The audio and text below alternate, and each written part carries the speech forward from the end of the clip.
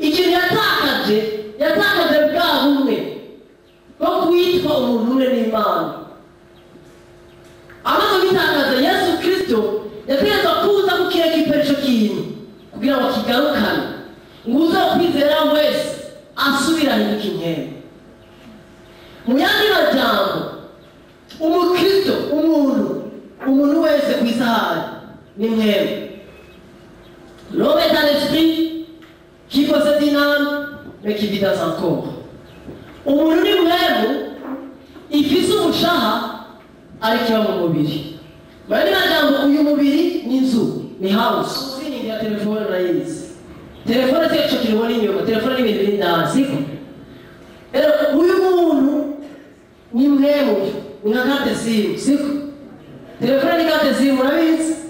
Udafite karte simu n'ahantu ugana telefone ya mbere dushobora satelite, harimo na televiziyo. Ni ikindi sinzi ibintu byose birimo, ntaco yokubarira. Karte simu harimo ibindi bintu bigize indani telefone z'arawudita. Karte bene n'ibiki n'amabateri n'ibiki. Ariko harimo iki housing yacu inyuma, ahantu telefone. Natwe muri Kristo Yesu, Bibiri tugira ngo turi inkemu, nous sommes des esprits, shaka tubyumve neza. Wewe uri ngaha, uri inkemu wewe. Kuko uwakubyaye papa wawe Imana ni inkemu. Birivuga ngo ikibyawe cyose n'umubiri ni iki? Ikibyawe n'umwami nacyo ni iki? Natwe twabyawe na ba papa mu buryo bw'iki? Tuja duhinduka mu buryo bw'umubiri iki? Ariko mu mwami twabyawe n'Imana duhinduka iki? Duhinduka impanuka twifatanyije nande? Haleluya. Bari majambo, ugiye wakiriye Kristo Yesu umwami n'umukiza, uhinduka inkebe bene nawe. Uko ari ni kuri. Shaka tubyumve. Mu Gifaransa no birivuga ngo dérivé tel nous sommes aussi dans ce monde. Uko Kristo wari niko turi ngaha ku isi. Ntawe bitandukanye na Kristo barishimwe cyane. Jabona Kristo turi we are one in Christ Jesus. Hallelujah. Jabona Kristo turi bandi batanga papa data Jehova yandata bakuraba abona Kristo muri jewe kandi nanje mbona muri Kristo. Jabona Kristo turi. Hallelujah. Bana mtoto ni mremu, nasubije ubuzima. Nasubije ubuzima bwitwa zowe. Ubwo buzima bitwa ngumvise Kristo wese afite ubuzima. Aramugendana. Sikintu gipfa. Sikintu kibora. Sikintu gihera. Sikintu gisaza. Sikintu kibasha gupirata. Nikintu gihora ibihe bidashira. Hallelujah. Ubwo buzima muri wowe. Shaka wumva wo kuri mremu, uri honest. Ina todo chama comanda esse espírito. Abadaimon, se não comanda isso que é verdade. Se não manda isso a estratégia. Sugona ninda kujya mahasi kumagana hamwe makundira hata uti. Ariko ngo mwana muri espírito, ibane shimwe cyane. Hari ubuzima bwa muri jewe. Nuko ubuzima bushobora gutwika n'ubusambo ibintu byose by'umugwaniza. Kuko natwe twubasha muri Kristo Yesu. Haleluya. Turabise ubuzima muri twebwe. Hari ubuzima muri wowe. Shaka wumva na munsi hari ubuzima muri wowe. Hari abantu usengera ubuzima, hari abantu usengera iherezo ryiza. Bene data, iherezo ryiza turayifise muri Kristo Yesu. Imana ishimwe cyane. Turi muri Alpha na Omega. Jesus is Alpha and Omega. Haleluya. Tufise Alpha muri twebwe. Ngiye ninjira muri Kristo na Yesu mwenywe nawe. Imramu ni Alpha, Yesu ni Alpha. Kandi Yesu ni iki? Ni Omega. Niba ni muri Alpha, ni muri inde? Haleluya. Singa gusengera amasengesho 1 week. Wamana ngomba gusanga bashaka. Ndi muri bisi bise iherezo ryiza. Nicaye ngaho iherezo ryiza. Ndi muri dushe ndiko ndagenda ndafungura iherezo ryiza. Njyane mu gitanda ndiko ndabondo twarigenda ndatambuka jewe rero. Niyo ndatambuka ngahamagara mu twirwanye. Mbabisoza muri jewe ko ni esprit yikiravuga muri jewe. Haleluya. Ubuzima s'ibintu turondera, ubuzima ni ikintu dufise nawe. Haleluya. Ubuzima s'ibintu turi à la quête de la vie. Nous avons la vie, nous possédons la vie. Haleluya.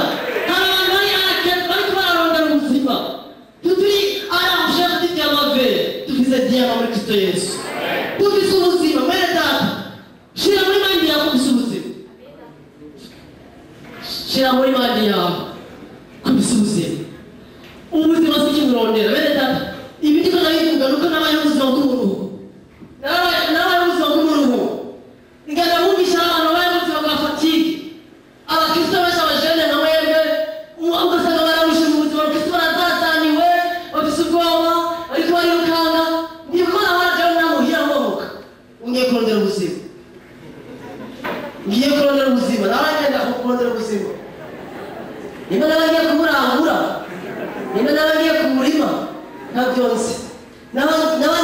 yuko neza ku ubuzima ndabugumye ubuzima sinabugumye ariko sese muri jabo bugumye jana bisigaye cyaho pesanse yamuye natwe ko nabasha gushaka ibibazo ngaha ubuzima turabugumya muri twebwe par la foi mu kwizera Paul abwiye Timoteyo bugumye ubwo ari intambara nziza yo kwizera garde la vie niko akubwiye kumva ubuzima muri wewe urabufise muri wewe ntushobora kugushaka nabo mu byumve neza ntushobora kugushaka tubise turaba turi inyuma yitwebwe ubuzima bwayobe kwezi badukoreramo yindi era ngenda ngiye kondora ubuzima byinshi sana kandi ndagenda mubishe ushaka kurabibamo nasenga nawe korara namuririmbye tremesha ari mu muyamu cyane abo twaririmanye barabizi ntabwo bareza n'umuntu naringira naragakiza na brage nta gukina je nigire bizina racose bwana usinichezeshe na Yesu wangu sha narababaye jewe nta gukina zazo principe za Muhaimana Anjibishe rero maze gushika muri Kristo nasanga abantu bamwe barakina mu by'Imana ugasanga tuba turasenga muri korale nkabona abantu baravuga bariko baravuga je muri jewe nkabihigwa kweri abana bakandika n'ama message ibi birato bibamo ngaha nkavuga nta batibeje nibaza ko atarakijijwe kuko abakijijwe bari kubaha Imana rero gacha bishikira ko ntari ndatahura neza ko bisubuzima muri jewe ushaka guhindura ibyo mu byose harinda kuja hakuru aho niyo ushaka guhinduka bigashika sana nabaye muri tukwicuza ko nibabona neza gukunda umudadi wo muri eglise aha nyene ngaha bamwe baravyo baramuzi ndababwiye ndamukunda kwere na yarungwa neza munyabuntu yaranyikunda nyifatira neza yari accept n'ivyo misano batahunda batana accept ndamukunda kwere ndavuga nivyo bintu nakirishwa ashobora kubyumvira nataka ubuzima byakabaye hata munyamujira amavuga amasenga ahubwo ndabisenga gacha byaburisha fadisi suye kumubona muri jewe ubuzima buragoye kweli ukizwa byakaba yari ukuhura birananiye birandambiye ndabivuyemo cyane na maombi ya 3 jours seke ntajya nanywa simuza gusozesha ko ariyo umuntu imbere yesu seke ntajya nanywa Imana ameza kijetari ya Yesu Kristo barunga imisozi Yesu hata ube muhira singi hagera igihe muri basanga baciye bateka n'inkoko baramaze mu mwaka batana ikaranga bakawoterekayo waje nibuka neza ko ubona ubuzima ni butakana ndahevye aho kanyama nta kundi niba bazi nasezeye muhira telefone nari ifise ndayizimya kwishwe nahagaritse no kuja gusenga kwiga candagenda jewe ngiye gutakaza ubugingo kandi muri je ngiye kwirukana wa mukobwa mvemo mission principale kwirukana wa mukobwa candagenda 3 jours ntajya ntanywa ku buryo amartication sinabwo navunitse ndava muira bararondera amatelefoni buraya baratumana nako bararondera abantu barabaza abagenzi banje bamwe ngaha gushika baza kwaza pastor wo ngaha hati yaje Michel yagiye bya bintu byanyu byamusarishije bagiye komunika kira daga tukaturindira inyisi 5 tukamubura tugira komunika ko umuntu yapfuye cyangwa yazimiye umuntu azimira ari umugabo w'ubwanwa ku muntu imbe ndavayo kumusugira kane shaka ndakumbisha aho urondera ubuzima so buri ubuzima buri kane ndavayo aho sinababwiye yuko ame mutarundi mukobwa atakijijwe nakunda ndagada kibusa ko bari babiri muri jewe barako baraterana imigere kumusugira kane mvuyeyo ko nashikiye muri quartier nashitse ngo kuri waho undi mupagani umwe atarakira Kristo ndamubonye bya bigumba bisubira kubyuka mwizina rya Yesu ndabikangamira mugabisha bizana ukorera nkangamira niko nabyo mu izina ryacu shaka twumbere principe z'ubuzima muri Kristo Yesu haleluya ndagira ikibazo nako je nisondeshe namwirukanye akaba mvuye kandi nzi ko mvuye ku musozi w'Imana haleluya mvuye ku musozi w'Imana sero ko abantu bavuga mwaje nemera ko ndi ku musozi w'Imana deja niyo nza nicaye ko mvuyeyo hambona muri jewe atagiye ni problème c'est quoi reka ndindire basoro munsi kuwa kane ngo ari muso repetition sikufika hapo mbona wa mvugo ho yaje yambaye cyari birasa kubyuka cyana no gushama vese muri jewe ewe jewe ndagoba nyine zo nkizi mubiri wica urupfu nifuza ko rishize kibikananga imbere rero nta kundi si jewe kanibere huko gushika Imana yonyene mu buntu bwa yabihuyemo nasuye kunigana sinokubwira ngo byaheze byari nta byose wowe umupagani sinokubwira ngo byaheze byari wowe wundi mwene data Imana yarakeye ko ritanze ziko muri jewe hari ubuzima ibyo ariko niba atari iby'iwanje si iby'iwanje nibyo muri Adamu wa mbere ndi muri Adamu wa kabiri Imana ishimwe irabukewe nyene ndabona aje muhira n'imbere muri mugoroba aje kundondera arambwira ati hanje bitire namaze misi ndakubona umengo urakwepa nkimubona nagahinda gubona n'ubahanzi no muhira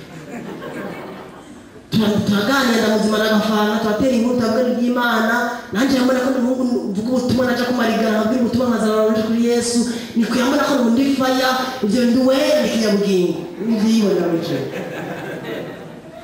Mbwa nari ko muri jewe ndiko ndamwinjira ko ibindi bintu umunsi umwe uwo munsi utakeje turavuga nawe bana banje urero nina nate nihera ari yanyana anwenga angaya homba homboka nakundi ndamubwiye je no kuri buge nawe nabona ko nyana matnati nite nyinshi nagukunda nanye nakona kwifuza ukurumba bari byarashikiye nagwa mu mutima w'umunyabuntu rero yaciye ambwira we unasoze bari soze none suko yambwiye uwo mushiki wanje nkunda cyane yaciye ambwira ati nibisanzwe yaje mishire ati je nibisanzwe gukora abamuza bwo guhingurwa no guhinduka ati naje narigeze kubibaho numva mu by'Imana ishaka naje narigeze kubibaho byarashikiye ndakunda umuntu usanga mugabo wa mubiri rero Imana yonyene izo bikora mu bizohera bagavuze ngo bazobimura mu bizohera akibimbwirwa nyene nakene mu mutima wanje ari hera dere numva yanyotera heze numva ndabohoza numva ndakize mbere ikibazo cyari here cyari mu mwebo cyari mu mushaha wanje haleluya ndio tukeneye transformation y'ibyizero byacu turakeneye ko n'ubwo intelligence guhinduka rero icyo twebwe dukora no munsi nikigaragaza icyo turi yiga kubivuga ariko arigisha ibigushikirwa ugakora icyaha nukiri umunyabyaha uruwera byashikira akora icyaha mugi imbere y'Imana uri umwana wa papa kubera identite yawe ihagaze uko wavutse aho wabyaha biva mu muryango witwa nde Kristo Yesu abatara Yesu umwana n'umukiza bari mu muryango witwa Adamu twebwe twarimure mu bwami bw'umuco tuvana mu bwami bw'umwiza ubwo bwami bw'umwiza abakiburimo bari mu muryango witwa muri Adamu Adamu mu Gifaransa natwe abakiriye Kristo umwami n'umukiza twibere mu muryango witwa muri inde muri Kristo Yesu muri uwo muryango wo muri Kristo Yesu turi mwemwe nk'uko Kristo numara umuntu basomera Jean 4:17 tukagira iminota mikeya ngandagize Yohana wa mbere kandi umurongo wa 17 turashaka ko tumenye ijambo twige hari igihe usanga abakozi batuma twagize abantu ibyaha mwanya wose tubabwira mwabanyabyaha kandi arabera ugasanga umuntu urimo arasenga asenga amasengesho je nigeze kuja ahantu umuntu ariko arasenga ngo we Mana twebwe ngo turi ibipfura tumaze igipfuwe yende sindigipfu ngo turi ibipfura twaba twapfutaye twese ndapfutaye narahezagiwe Imana ishimwe cyane wafutanye wenyine ko utiyizi je ndiyizi ko nafutaye haleluya twebeye n'abandi ngo turi imisiba n'ibiyabo Yohana 1:17